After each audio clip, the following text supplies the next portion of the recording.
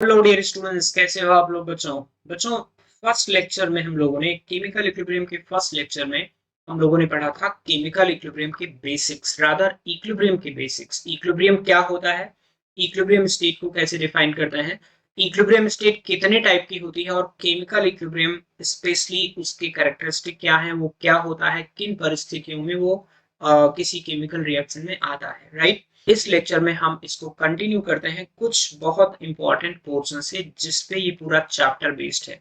इसमें आपका है सबसे पहले लॉ ऑफ मास एक्शन के बारे में पढ़ेंगे। इक्विलिब्रियम कांस्टेंट क्या होता है, कितने टाइप के होते हैं, किस प्रकार से लिखा जाता है अलग अलग रिएक्शंस के इक्विलिब्रियम कांस्टेंट को, and factors affecting equilibrium constant. तो चलिए शुरू कर देते हैं बच्चों। पहला है आपका लॉ ऑफ मास एक्शन।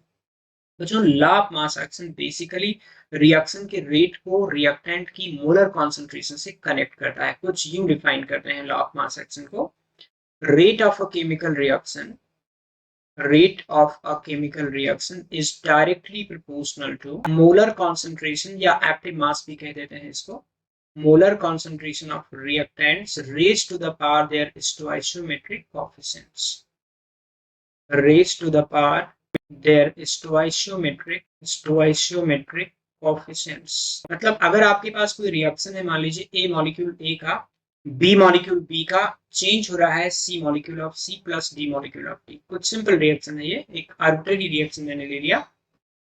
तो अगर हम लॉ ऑफ मास एक्शन यहाँ पे अप्लाई करते हैं बच्चों, तो किस प्रकार से लिखेंगे, rate is directly proportional to concentration of A. ये स्क्वायर ब्रैकेट जो बनाते हैं बेसिकली ये एक्टिव मास या कॉन्सेंट्रेशन को रिफर करता है। Raise to the power A, concentration of B raise to the power B. यानी इसको अगर हम प्रोपोर्शनैलिटी को उठा के इक्वालिटी में चेंज करेंगे तो एक कांस्टेंट से मल्टीप्लाई करना होगा, a raise to the power a, b raise to the power b। Alright, तो ये बेसिकली जो k है बच्चों यहाँ पे, k एक प्रकार का कांस्टेंट है जिसे हम लोग रेट कांस्टेंट या वेलोसिटी कांस्टेंट कहते हैं। k को हम लोग रेट कांस्टेंट या फिर वेलोसिटी कांस्टेंट के नाम से जानते हैं। किस तरह से इसको डिफाइन करते हैं मैं बताता हूं आपको। और ये जो कॉन्सेंट्रेशन टर्म्स लिखे हैं ना स्क्वायर ब्रैकेट में, ये बेसिकली कॉन्सेंट्रेशन, इसे हम लोग molar concentration, concentration of A या active mass of A, B को हम लोग कॉन्सेंट्रेशन ऑफ बी या एक्टिव मास ऑफ बी कह सकते हैं। मतलब ये हुआ कि हर रिएक्शन का रेट जो है वो रिएक्टेंट की कॉन्सेंट्रेशन पे डिपेंड करेगा, राइट। जो उसकी स्टोइशियोमेट्रिक कोफिशिएंट है उस पे भी डिपेंड करेगा। हालांकि जब हम लोग केमिकल काइनेटिक्स में पढ़ते हैं तो यहाँ पे थोड़ी सी चीजें चेंज होती हैं। स्टोइशियोमेट्रिक कोफिशिएंट की बजाय हम लोग वहाँ पे ऑर्डर ऑफ रिएक्शन लिखते हैं, बट यहाँ पे जब हम इंपिरिकल रेट लिखते हैं यानी थ्योरेटिकल रेट लिखते हैं तो स्टोइशियोमेट्रिक कोफिशिएंट ही लिखते हैं लॉ ऑफ मास एक्शन में, राइट। अगर हम यहाँ पे ए की मोलर कॉन्सेंट्रेशन को 1 कर दें, बी की मोलर कॉन्सेंट्रेशन को 1 कर दें, तो यहाँ पे रेट क्या हो जाएगा, rate is equal to rate constant, right. यानी किसी भी रिएक्शन का रेट कांस्टेंट एक प्रकार से रेट को इंडिकेट करता है।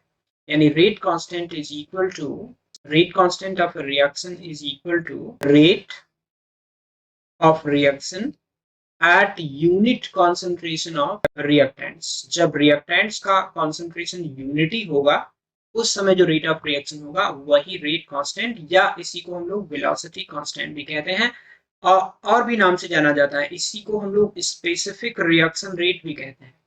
This is also called at specific reaction rate, यानी कि specific reaction rate. Just a minute, हाँ, स्पेसिफिक रिएक्शन रेट इसीलिए कहते हैं क्योंकि rate when molar concentration of A and B are unity. Alright guys, understood. तो आपका जो लॉ ऑफ मास एक्शन है बेसिकली जब हम रिवर्सिबल रिएक्शन की बात करते हैं तब हम फॉरवर्ड के लिए भी लगा सकते हैं, बैकवर्ड के लिए भी लगा सकते हैं। जब हम फॉरवर्ड के लिए लगाएंगे तो आपका रिएक्टेंट होगा ए एंड बी, जब हम बैकवर्ड के लिए लगाएंगे तो आपका रिएक्टेंट होगा सी एंड डी, राइट। अब यहाँ पे एक छोटी सी चीज बच्चों और बता दूं मैं कि हम लोग एक्टिव मास या मोलर कॉन्सेंट्रेशन किस तरह से लिखते हैं। तो जरा समझिए कि अगर हमारे पास कोई गैस हो, फॉर अ गैस, किसी गैस के लिए मोलर कॉन्सेंट्रेशन का मतलब क्या होता है। मोलर कॉन्सेंट्रेशन ऑफ ए, जैसे मान लीजिए ए गैसियस फेज में है, क्या मैं लिख सकता हूं mole of A upon volume of container. जब भी हम किसी गैस का कॉन्सेंट्रेशन या एक्टिव मास लिखेंगे बच्चों तो जो वॉल्यूम वहां पे यूज होगा वो कंटेनर का वॉल्यूम यूज होगा। इसी प्रकार से अगर मैं फॉर सोल्यूशन, किसी सोल्यूशन का अगर हम मोलर कॉन्सेंट्रेशन लिखें तो this is nothing but molarity, यानी कि क्या लिखें, mole of solute divided by volume of solution. ये ध्यान रखिएगा, ये बड़ी इंपॉर्टेंट चीज है, वॉल्यूम ऑफ सोल्यूशन। जब हम गैस की मोलैरिटी लिखते हैं, या मोलैरिटी टर्म तो गैस के लिए यूज ही नहीं होता है, मोलर कॉन्सेंट्रेशन टर्म यूज होता है। जब हम गैस का मोलर कॉन्सेंट्रेशन की बात करते हैं तो mole of gas upon volume of container. जब हम सोल्यूशन की कॉन्सेंट्रेशन की बात करते हैं तो mole of solute upon volume of solution, ये याद रखिएगा आप लोग। जब हम सॉलिड की बात करते हैं बच्चों, मोलर कॉन्सेंट्रेशन ऑफ सॉलिड कैसे लिखेंगे, किसी भी सॉलिड का या लिक्विड का, प्योर सॉलिड या प्योर लिक्विड हो तो कैसे लिखेंगे, क्या मैं लिख सकता हूं मोल ऑफ सॉलिड और liquid divided by volume of solid और लिक्विड, क्योंकि सॉलिड या लिक्विड खुद का वॉल्यूम ही तो घेरेगा। मोल को अगर मैं लिखूं weight upon molecular weight, weight upon molecular weight into volume. अब ये है वेट ऑफ सॉलिड, ये है वॉल्यूम ऑफ सॉलिड।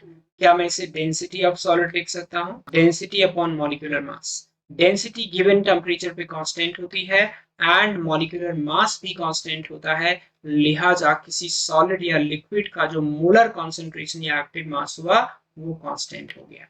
इसीलिए आप लोगों ने कभी लोअर क्लासेस में पढ़ा है तो आप लोगों ने देखा होगा कि जब हम कभी भी केपी या केसी लिखते हैं, जो आगे मैं आपको सिखाने वाला हूँ, तो सॉलिड टर्म या लिक्विड टर्म वहां पे अपीयर नहीं होता है, क्योंकि उसकी कॉन्सेंट्रेशन यूनिटी मान लेते हैं हम, यूनिटी होती नहीं है, बेसिकली कांस्टेंट होती है, इसीलिए वो अपीयर नहीं होता है। अब हम आगे बढ़ के बात करते हैं बच्चों, how to calculate equilibrium constant, ये होता क्या है और कैसे निकाला जाता है इक्विलिब्रियम कांस्टेंट। चलिए चेक करते हैं इक्विलिब्रियम कांस्टेंट क्या चीज है, किस चिड़िया का नाम है और कैसे लिखा जाता है। जैसे मान लो ए मॉलिक्यूल ऑफ ए है, गैस मान लिया, बी मॉलिक्यूल ऑफ बी, ये भी मैंने गैस मान लिया, changing into C molecule of C, ये भी मैंने गैस मान लिया, and D molecule of D, ये भी मैंने गैस मान लिया, यानी गैसियस रिएक्शन मैंने ले लिया। क्लियर।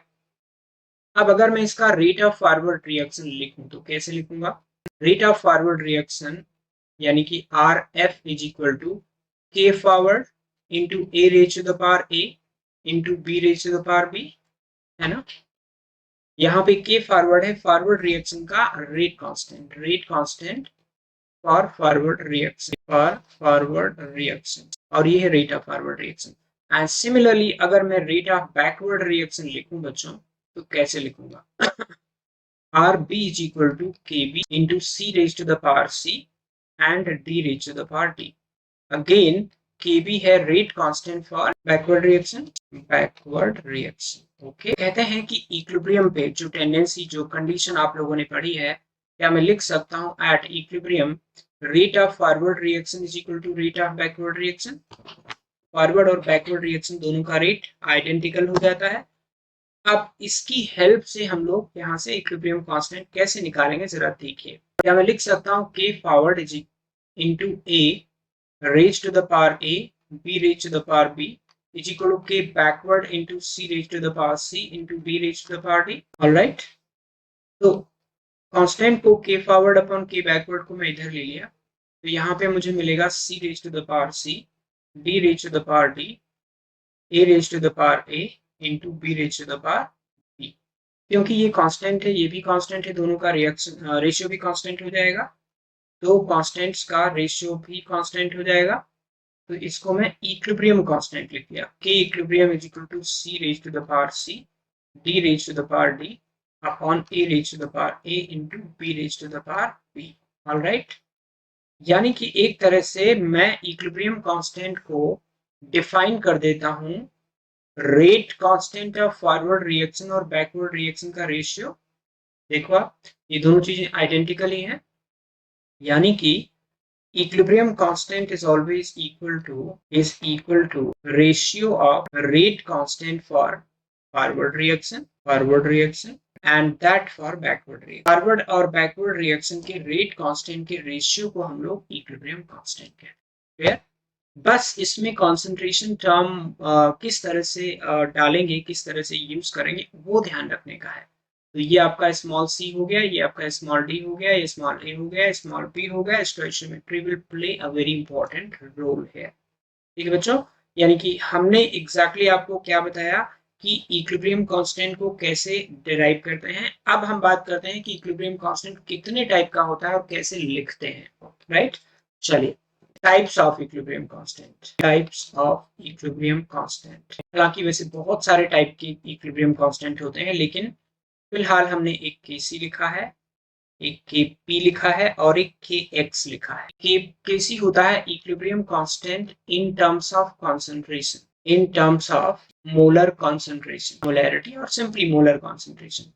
एंड केपी होता है equilibrium constant in terms of partial pressure of reactants and products, partial. KX होता है equilibrium constant in terms of mole fraction. Okay बच्चों, मोल फ्रैक्शन के टर्म कैसे लिखेंगे, जैसे मैं सिमिलर रिएक्शन, वही वाले रिएक्शन फिलहाल उठा लेता हूं और गैसियस फेज में ले लेता हूं ताकि सारी चीजें मैं यहाँ पे डिफाइन कर पाऊं।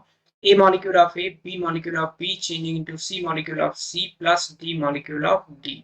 All gases, all gases. Right, अगर मैं इसका केसी लिखता हूं तो केसी क्या आएगा, c raised to the power c, b raised to the power b upon a raised to the power a into b raised to the power b। अगर मुझे kp लिखना हो बच्चों तो ये हो जाएगा partial pressure of c raised to the power c, partial pressure of d raised to the power d upon partial pressure of a raised to the power a into partial pressure of b raised to the power b। यहाँ पे specify कर देता हूँ pa, pb, pc and pd। ये आपका है partial pressure of A. Why do we call this partial pressure? क्यों हम इसे पार्शियल प्रेशर कहते हैं? क्योंकि आपके पास चार गैसेस का मिक्सचर है, तो सभी अपने अपने इंडिविजुअल प्रेशर लगाएंगे, तो टोटल प्रेशर अलग होगा, पार्शियल प्रेशर अलग होगा। तो पीबी आपका हो गया partial pressure of B, PC आपका हो गया partial pressure of C and similarly partial pressure of D. Clear है? इसी तरह से यदि आपको के एक्स लिखना हो बच्चों तो कैसे लिखोगे, xc raised to the power c, xd raised to the power d divided by xa raised to the power a, xb raised to the power b। और यहाँ पे xa, xb, xc and xd, these are mole fractions। बच्चों ये mole fraction है ABCD का।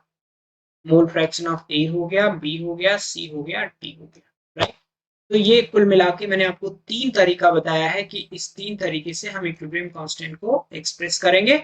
लेकिन यहाँ पे जो सबसे ज्यादा हम लोग पढ़ते हैं ना वो केपी एंड केसी पढ़ते हैं, इन्हीं में हम लोग ज्यादातर चीजें डिस्कस करते हैं। ज्यादातर जो प्रयोग होता है इन्हीं दोनों का प्रयोग होता है।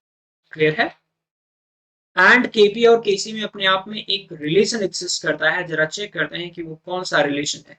चेक करें, हेडिंग डालिए, relation between Kp and Kc, a relation between Kp and Kc। Alright, अगर हमको इनको इंटर रिलेट करना हो आपस में तो किस तरह से रिलेट करेंगे, just a minute. Same reaction ले लो आप, वही A molecule of A again gas, B molecule of B gas plus C molecule changing into C molecule of C gas and D molecule of D gas. अगर मुझे इसका KP लिखने का मौका मिले तो मैं केपी फटाक से ऐसे लिख दूंगा, partial pressure of C power C, partial pressure of D power D, partial pressure of A raise to the power A, partial pressure of B raise to the power B. है ना? अब मैं चाहता हूं इनको केसी से कनेक्ट करूं तो पार्शियल प्रेशर को कॉन्सेंट्रेशन के टर्म में लाने की कोशिश करूंगा। आपको पता है गैस के लिए हम लोग पीवी इक्वल एनआरटी इक्विलिब्रियम पे लगा सकते हैं, तो P equal N by B R T लगा दिया। अगर मुझे पार्शियल प्रेशर ऑफ ए निकालना हो तो मुझे लिखना होगा N A upon V into R T. तो क्या मैं इसको concentration of A R T लिख सकता हूँ कि वी जो वॉल्यूम ऑफ कंटेनर है वो तो सभी गैसेस के लिए आइडेंटिकल रहेगा, तो पीबी को मैं concentration of B R T लिख सकता हूँ, concentration of B R T. Similarly PC को मैं लिख सकता हूँ concentration of C R T, and PD को मैं लिख सकता हूँ concentration of D into R T. Okay guys, ये सारी वैल्यूज अगर मैं उठा के यहाँ पे रख दूं, यानी concentration of CRT raised to the power C, concentration of DRT raised to the power D upon concentration of ART raised to the power A and concentration of BRT raised to the power B। तो finally ये क्या आ जाएगा बच्चों, C concentration C, D concentration raise to the power D, ऐसे ही A के लिए A power A and B power B, and जो RT है आपका ये आ जाएगा C plus D minus A plus B। ठीक है, अब आप ध्यान से देखो, ये जो शुरू वाला पोर्शन लिखा है RT के पहले वाला, ये तो KC है, KC RT डेल्टा N, तो Kp is equal to Kc RT delta N is the final relationship, जहां पे डेल्टा N क्या है बच्चों, डेल्टा N है C plus D minus A plus B। अब ये डेल्टा N को हम लोग निकालेंगे कैसे, अलग अलग रिएक्शंस में हम लोग डेल्टा N को कैलकुलेट कैसे करेंगे जरा देखिए। जैसे मान लीजिए डेल्टा एन को एक तो जनरलाइज कर देता हूँ, ये बेसिकली है number of moles of gaseous product किसी रिएक्शन में, रादर मुझे लिखना चाहिए सम of stoichiometry of gaseous product, और स्टोइशियोमेट्री बेसिकली मोल को ही दिखाता है, इसलिए मैंने सीधे लिख दिया नंबर ऑफ मोल्स या सम of stoichiometry of gaseous reactant. ध्यान रहे सिर्फ गैसियस का लेंगे, सॉलिड और लिक्विड का हम लोग नहीं लेंगे। ठीक है, तो जैसे मान लो आपके पास है let's say N2 gas plus 3H2 gas changing into 2NH3 gas, right. अब यहाँ पे डेल्टा एन की वैल्यू क्या होगी, 2 माइनस 3 प्लस 1 4 यानी कि -2।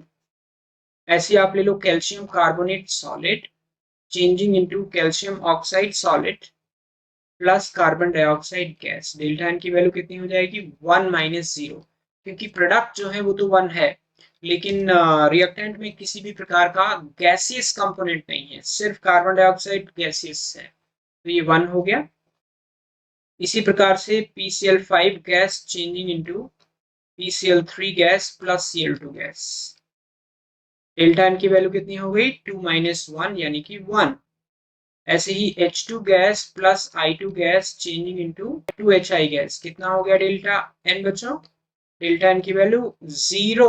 0 होने पे खास बात ये होती है Kp और Kc बराबर हो गए, कभी भी डेल्टा एन की वैल्यू 0 हो तो जरा सोचिए Kp Kc RT delta N में अगर डेल्टा एन 0 हो गया तो Kp और Kc बराबर हो गए, पॉजिटिव होगा तो Kp बड़ा होगा एंड नेगेटिव होगा तो Kp छोटा होगा, right.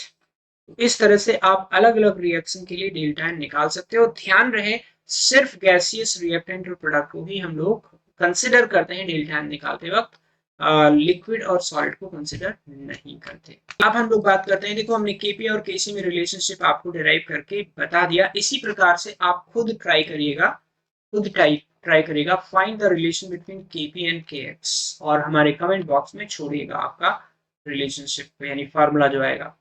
Find the relation between या derive a relation between Kp and Kx in terms of total equilibrium pressure। Total equilibrium pressure के टर्म्स में Kp और Kx में रिलेशनशिप आप निकालिएगा।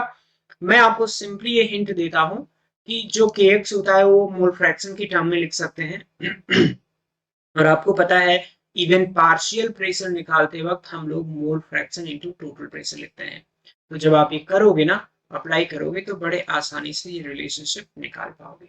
Okay guys, clear. तो ये हो गया हमारा Kp और Kc को निकालने का तरीका। ओके, चलिए आगे बढ़े। अब मैं एक छोटा सा क्वेश्चन कराता हूँ बच्चों, right the expression for Kp and Kc, expression for Kp and Kc for the following reaction. पहला रिएक्शन है बच्चों, लेट्स से मैंने ले लिया calcium carbonate solid changing into calcium oxide solid plus CO2 gas. बस यहाँ थोड़ी सी टिपिकल बात यह है कि इसके अंदर 2 सॉलिड कंपोनेंट हैं। जब भी आप इसका इक्विलिब्रियम कांस्टेंट लिखना चाहोगे बच्चों तो कुछ इस प्रकार से लिखोगे, कैल्शियम ऑक्साइड की कॉन्सेंट्रेशन कार्बन डाइऑक्साइड की कॉन्सेंट्रेशन अपॉन कैल्शियम कार्बोनेट। आपको पता है ये टर्म कांस्टेंट है, ये टर्म कांस्टेंट है और ये तो है ही पैदाइशी कांस्टेंट, इन तीनों कांस्टेंट को क्लब करके आप समझ लो वो Kc है, तो Kc will be represented in terms of pressure of CO2 only। That means Kp और Kc लिखते वक्त कभी भी हम लोग सॉलिड और लिक्विड कंपोनेंट नहीं लिखेंगे। इसी प्रकार से अगर मैं इसका Kp लिखना चाहूं तो सिंपली लिख सकता हूं प्रेशर ऑफ CO2, क्योंकि बाकी कंपोनेंट तो सॉलिड है। ऑलराइट बच्चों, चलिए सेकेंड एग्जांपल सिंपल सा ले लेता हूँ। PCl5 gas changing into PCl3 gas plus Cl2 gas, right. इसके अंदर अगर मैं Kp लिखना चाहूँ, Kc लिखना चाहूंगा तो simply PCl3 into Cl2 divided by PCl5, easy ना। ऐसे ही Kp लिखना चाहूंगा तो pressure of PCl3 into pressure of Cl2 divided by pressure of PCl5, easy, clear. ऐसे मान लीजिए मेरे पास अगला इक्वेशन है नंबर 3, CH3COOH, एसिड ले लिया, सिर्फ एसिड और अल्कोहल का रिएक्शन करा के एसिडिफिकेशन कराना चाहता हूँ। तो acetic acid liquid plus C2H5OH liquid changing into ethyl acetate CH3COOC2H5 liquid plus H2O liquid. अब यहाँ पे चारों लिक्विड है बच्चों, चारों लिक्विड हैं, तो क्योंकि चारों लिक्विड है इसलिए कोई भी कंपोनेंट प्योर नहीं हुआ, सब मिक्सचर में चले गए, सॉल्यूशन में चले गए। तो जब भी हम Kc लिखेंगे तो CH3COOC2H5 की कॉन्सेंट्रेशन इंटू H2O की concentration divided by CH3COOH into C2H5OH, alright. Kp इसका डिफाइंड नहीं होगा क्योंकि Kp डिफाइंड होने के लिए मिनिमम एक कंपोनेंट गैसियस फेज में चाहिए होता है। अगर एक भी कंपोनेंट गैसियस फेज में नहीं है तो प्रेशर तो आएगा ही नहीं, प्रेशर का टर्म ही नहीं आएगा, तो Kp नहीं लिख पाओगे आप लोग। ऐसे ही बच्चों अगर मान लीजिए मेरे पास कोई रिएक्शन है, इसी रिएक्शन को ले लेता हूँ, एक्वस फेज में करा रहा हूँ, CH3COOH aqueous plus C2H5OH aqueous changing into CH3COOC2H5 aqueous into plus water। अब यहाँ पे पहले यानी थर्ड एंड फोर्थ एग्जांपल में जो बेसिक डिफरेंस है वो ये है कि थर्ड केस में हमने तीनों को लिक्विड लिया था एंड प्योर लिक्विड लिया था शुरुआत में, और जब वो मिक्स हो गया तो फिर दोनों को प्योर लिक्विड लिया था, उधर प्योर बन भी गया और फिर आपस में मिक्स होकर सोल्यूशन बना लिया। लेकिन फोर्थ एग्जांपल में मैंने सभी का एक्वस सॉल्यूशन लिया है, और आप जानते हैं सॉल्वेंट अगर लिया जाए एक्वस तो सॉल्वेंट क्योंकि एक्सेस क्वांटिटी में होता है उसका कॉन्सेंट्रेशन कांस्टेंट ही रहेगा। तो जब भी हम Kc लिखना चाहेंगे तो क्या आएगा बच्चों, सॉल्वेंट की कॉन्सेंट्रेशन नहीं आएगी, ester concentration divided by acid concentration into ethanol concentration. ये खास बात है, ये आप ध्यान रखिएगा, C2H5OH, क्लियर। वाटर की कॉन्सेंट्रेशन नहीं आएगी।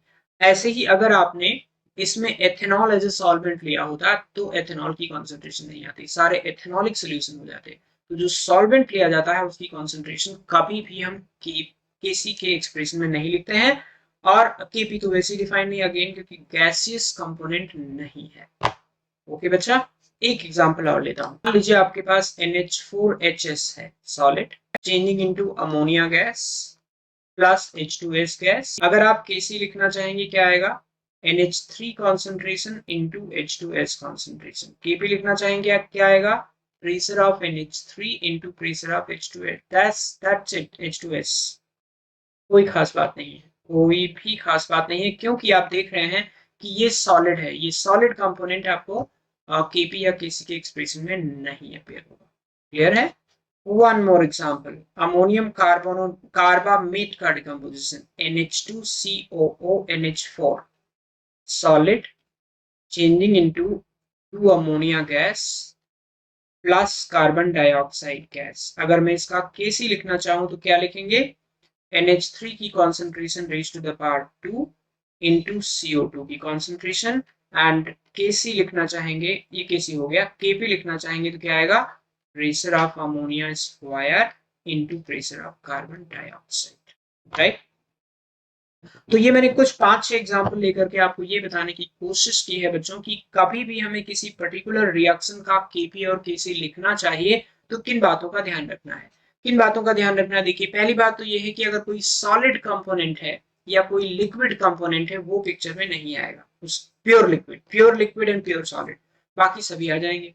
तो जैसे यहाँ पे केवल कार्बन डाइऑक्साइड था तो कार्बन डाइऑक्साइड की कॉन्सेंट्रेशन और प्रेशर टर्म आ गया, इसमें तीनों गैस थे तो तीनों के टर्म्स आ गए, चाहे वो केपी लिखो चाहे केसी लिखो। यहाँ पे तीनों चारों लिक्विड थे तो चारों टर्म आ गए, क्योंकि कोई प्योर लिक्विड बचेगा नहीं जब चार के चारों लिक्विड आपस में मिक्स हो जाएंगे।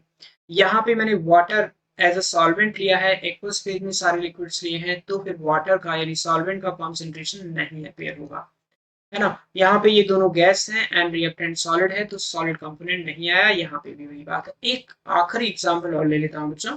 जैसे मान लीजिए HgO सॉलिड है, this changes to Hg liquid plus half O2 gas. अब आप देखो यहाँ पे आपके पास सॉलिड भी है, लिक्विड भी है, गैस भी है, तीनों का इक्विलिब्रियम एग्जिस्ट कर रहा है, हाफ O2 गैस। लेकिन अच्छी बात यह है कि ये सॉलिड इस लिक्विड में डिसॉल्व नहीं हो रहा है, वरना सोल्यूशन बन जाता। तो अब ये दोनों pure solid and pure liquid है, तो अगर मुझे Kc लिखना हो तो मैं क्या लिखूंगा, O2 concentration raise to the power half, and अगर मुझे Kp लिखना होगा तो क्या मैं लिखूंगा, pressure of oxygen raise to the power half.